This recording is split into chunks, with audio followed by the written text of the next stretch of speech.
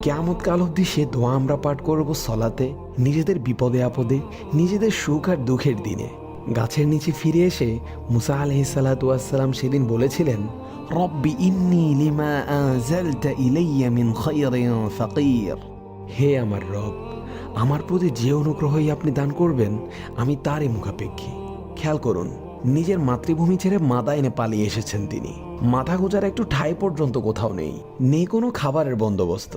কি খাবেন, কি পরবেন, বাকি দিনগুলো কিভাবে কাটাবেন, কোনো কিছুই জানেন না। সম্পূর্ণ নতুন এক জায়গায় যদি আপনাকে রেখে আসা হয়, যেখানে আপনার কোনো আত্মীয় স্বজন, বন্ধু বান্ধব নেই, এমনকি হাতে একটা পয়সাও নেই যে আপনি থাকা খাওয়ার সংস্থান করবেন। ভাবুন তো, এমন একটি জায়গা পড়লে আপনার মনের অবস্থা কি হবে? আল্লাহর কাছে যদি দোয়া করতে হয়, আপনি তখন কিরকম দোয়া করবেন? আমি জানি কি দোয়া করবেন আপনি। আপনি বলবেন, ইয়া আল্লাহ, আমাকে থাকার একটি জায়গা মিলিয়ে দিন। ইয়া আল্লাহ, আমাকে খাবারের বন্দোবস্ত করে দিন। ইয়া আল্লাহ, আপনি এই বিদেশ ভুঁইয়ে আমার জন্য একটি উত্তম আশ্রয়ের ব্যবস্থা করে দিন।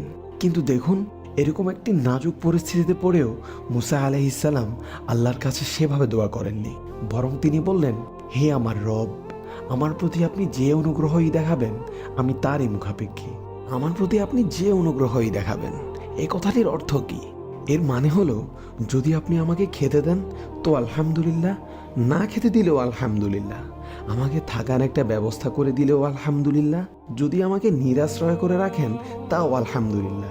আমার জন্য আপনি যা কিছুই নির্ধারণ করবেন